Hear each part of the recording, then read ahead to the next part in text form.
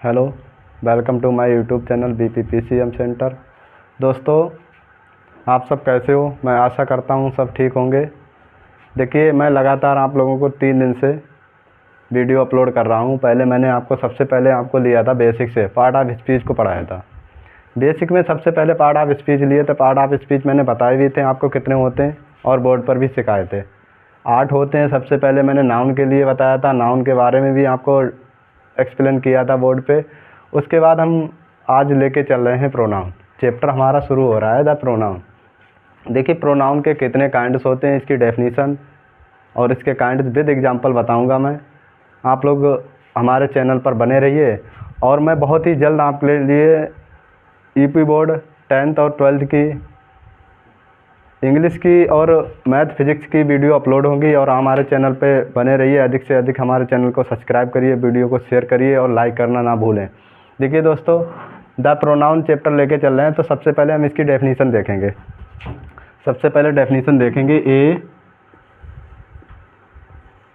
Pronoun is a word which is used in place of a noun। देखिए, definition आप समझ गए होंगे। A pronoun is a word. Pronoun वह शब्द होता है विच जो कि इज यूज्ड, जो कि प्रयोग किया जाता है in place of a noun. किसके स्थान पर प्रयोग किया जाता है? नाउन के। देखिए, नाउन के स्थान पर प्रयोग करते हैं, तो इसका देखिए एग्जाम्पल लिए ले रहे हैं। Example, he she it you we they ETC। ये देखिए प्रोनाउन के एग्जाम्पल हो गया। देखिए, आप समझ गए होंगे इससे प्रोनाउन की डेफिनेशन से ही कि प्रोनाउन वह वर्ड होता है जो नाउन के स्थान पर यूज किया जाता है। नाउन का मतलब किसी का नाम आ जाए, वस्तु का हो या व्यक्ति का नाम हो या प्लेस का नेम हो, तो उसके स्थान पर उसका नाम लेके मैं उसके स्थान पर ये ही सी इट यू भी देकर यूज करते हैं। ठीक है। अब देखिए क्या देखेंगे, प्रोनाउन के kinds of pronoun.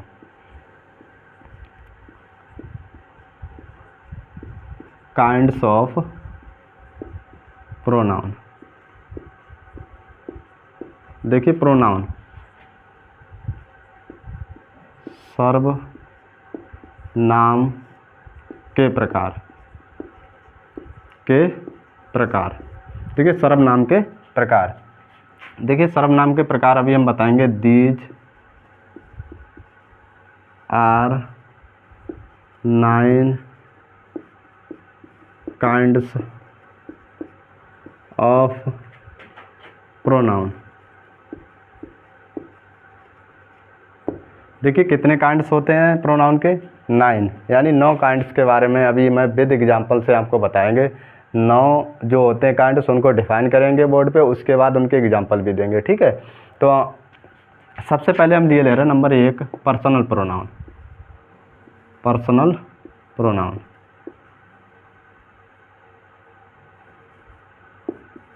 Personal pronoun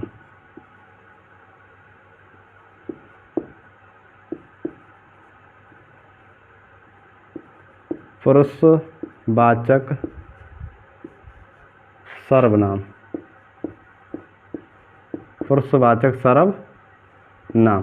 देखिए, ये है पर्सनल प्रोनाउन। देखिए, इसका एग्जाम्पल, EX का मतलब है एग्जाम्पल। ठीक है, आप सब समझ रहे होंगे EX का मतलब क्या है, एग्जाम्पल। तो देखिए, पर्सनल प्रोनाउन का example he, she, you, ETC। ये हमारा हो गया पर्सनल प्रोनाउन।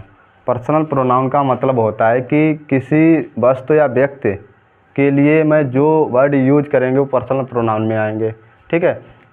इसी के साथ देखिए number 2, reflexive. Reflexive pronoun. Reflexive pronoun. देखिए रिफ्लेक्सिव प्रोनाउन क्या होते हैं? निजवाचक, निजवाचक सर्वनाम, निजवाचक सर्वनाम। देखिए निजवाचक सर्वनाम, इसका देखिए example,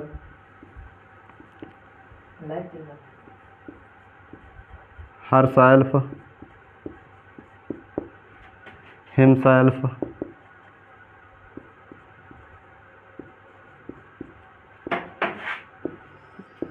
your self, etc।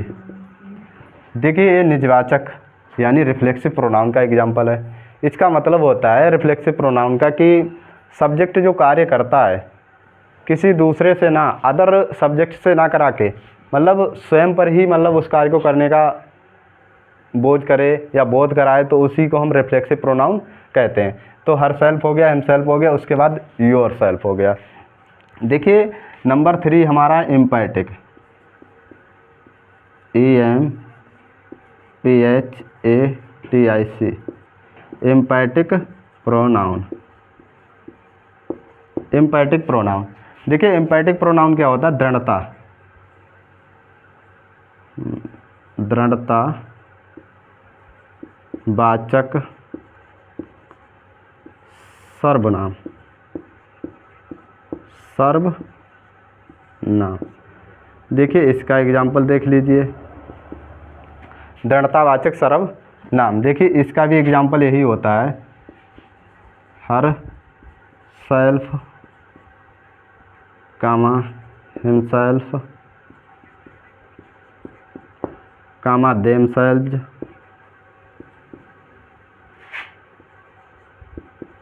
Themselves, etc। अब आप ये कह रहे होंगे कि सर आपने दोनों के एग्जाम्पल सेम लिखवा दिए। ऐसा नहीं है बेटा, क्योंकि इम्पैटिक प्रोनाउन क्या होता है? दृढ़तावाचक सर्वनाम। इसमें क्या होता है कि इम्पैटिक में जो है, मैं कोई भी एग्जाम्पल अगर इसका सेंटेंस लिखते हैं, तो सेंटेंस लिखते हैं तो जो हमारे जो एग्जाम्पल में हमने प्रयोग किए हैं ये वर्ड, ये तुरंत सब्जेक्ट के बाद आते हैं।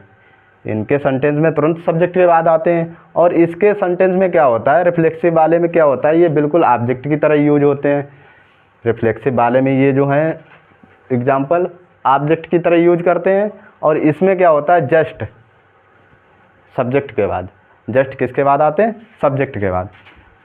इसके बाद आएगा नंबर 4। नंबर 4 देखिए, रेसिप्रोकल, रेसिप्रोकल प्रोनाउन,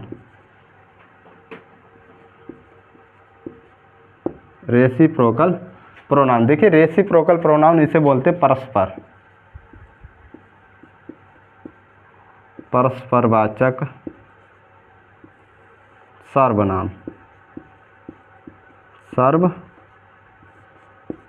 देखिए इसका एग्जाम्पल, इसका देखिए रेसिप्रोकल का एग्जाम्पल क्या होता है बेटा? रेसिप्रोकल परस्परवाचक, इसका मतलब है ईच, कामा अदर, कामा अदर, कामा अनादर, etc। ये हमारा हो गया रेसिप्रोकल प्रोनाउन का एग्जाम्पल। ये नंबर 4 हो गया। नंबर 5 हम लेंगे। नंबर 5 इंडेफिनिट,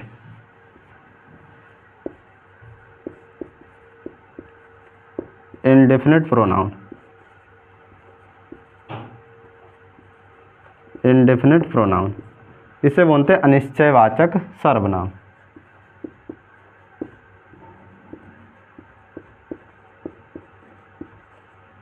अनिश्चयवाचक सर्वनाम, अनिश्चयवाचक सर्वनाम। देखिए इसका एग्जाम्पल ये होता है हमारा अनिश्चयवाचक सर्वनाम। देखिए somebody, nobody, somebody, nobody, anybody, etc। ये हमारा हो गया इंडेफिनिट प्रोनाउन, अनिश्चयवाचक सर्वनाम। इसका मतलब अनिश्चय, इंडेफिनिट का कोई मतलब अनिश्चय नहीं है, इसका कोई निश्चित नहीं है इसका, ठीक है। तो सॉरी, यहाँ पर समबडी होगा, समबडी, समबडी, ठीक है, comma, somebody comma nobody comma anybody, ठीक है। उसके बाद नंबर 6 आता है हमारा, number 6 relative pronoun, relative pronoun.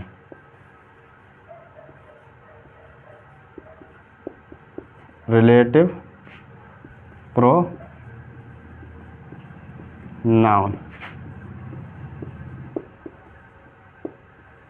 संबंधवाचक सर्वनाम, संबंधवाचक सर्वनाम। देखिए ये हमारा संबंधवाचक सर्वनाम। रिलेटिव में क्या होता है, इसमें ये होता है बेटा, रिलेटिव में ये संबंध जोड़ता है, अदर नाउन प्रोनाउन से संबंध जोड़ा जाता है। तो सबसे पहले देखिए इसमें संबंध जोड़ने के लिए क्या हो गया, वैन ले लिए रहे, वैन हो गया, हु हो गया, डैट हो गया, डैट हो गया, विच, etc।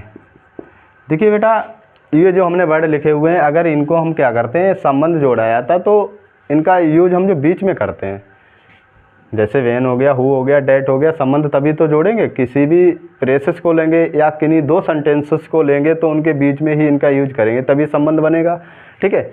उसके बाद क्या होता है, नंबर 7 आता है, नंबर 7 डिस्ट्रीब्यूटिव, डिस्ट्रीब्यूटिव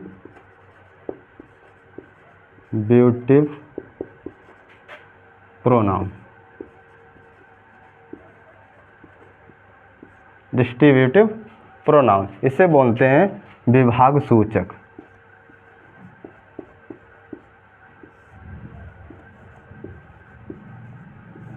विभाग सूचक सर्वनाम, सर्व, ये विभाग सूचक सर्वनाम हो गया। डिस्ट्रीब्यूटिव मतलब डिस्ट्रीब्यूटिव का ही मतलब होता है डिस्ट्रीब्यूट कर देना, बांट देना।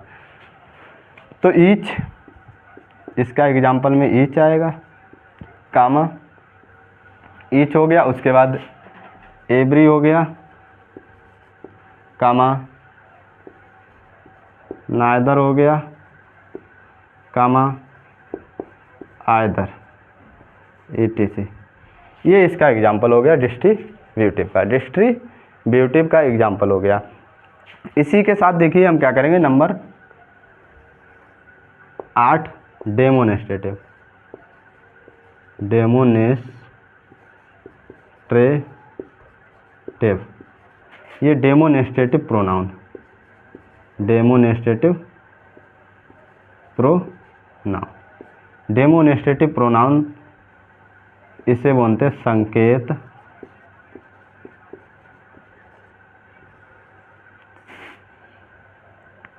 संकेत वाचक, संकेत वाचक सर्वनाम, संकेत वाचक सर्वनाम। इसका देखिए एग्जाम्पल, ओनली इसके 4 वर्ड होते हैं डेमोनेस्ट्रेटिव के, केवल डेमोनेस्ट्रेटिव का मतलब ही होता है संकेतवाचक है। जिस नाउन मतलब किसी की तरफ हम संकेत करें, डेमोनेस्ट करें, तो उसे डेमोनेस्ट्रेटिव प्रोनाउन कहते हैं। जैसे इसका दिस हो गया एग्जाम्पल, डैट हो गया, कामा दीज, कामा दोज। देखिए ये वर्ड दिए हुए एग्जाम्पल में, इन्हीं के द्वारा हम किसी भी वस्तु की तरफ संकेत करते हैं तो इन्हीं वर्डों के द्वारा करते हैं, डेमोनेस्ट्रेटिव में यही आते हैं, ठीक है। उसके बाद हमारा नंबर 9 हो गया इंट्रोगेटिव, इंट्रोगेटिव। इसके लिए देखिए इंट्रोगेटिव के लिए यहाँ पर हम डिफाइन करे दे रहे हैं, नंबर 9 इंट्रोगेटिव,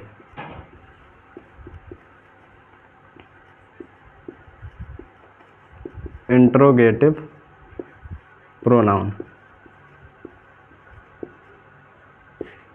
देखिए इंट्रोगेटिव प्रोनाउन क्या होता है, प्रश्नवाचक, प्रश्नवाचक सर्वनाम, सर्वनाम। देखिए इंट्रोगेटिव, इसका example what, when, there, etc। ठीक है, ये इंट्रोगेटिव। इसमें इंट्रोगेटिव में क्या होता है, केवल इसमें क्वेश्चन पूछा जाता है। इंट्रोगेटिव प्रोनाउन का हम जब पता कर सकते हैं, जब किसी भी सेंटेंस में क्वेश्चन कॉल्ड किया जाए या पूछा जाए, तो ये हमारा इंट्रोगेटिव प्रोनाउन आएगा। ये अगर यही वर्ड होते हैं जो मतलब किसी भी सेंटेंस में बीच में यूज किए जाते हैं तो रिलेटिव में भी यूज हो जाते हैं, यही वर्ड हमारे इंट्रोगेटिव में आते हैं। ठीक है, तो अब जो हमने डिफाइन किए हैं प्रोनाउन, जो हमारा चैप्टर था प्रोनाउन, प्रोनाउन को हमने देखिए विद डेफिनेशन एग्जाम्पल से उसके काइंड्स भी बताए। इसी के साथ देखिए आप लोग हमारे चैनल पर बने रहिए और हम आपको लगातार अब यूपी बोर्ड से रिलेटेड वीडियो अपलोड करेंगे, इंग्लिश, साइंस और मैथ की। और हमारे चैनल पर आइए और सभी लोग हमारे चैनल को अधिक से अधिक सब्सक्राइब करिए और शेयर करना ना भूलें दोस्तों। और धन्यवाद।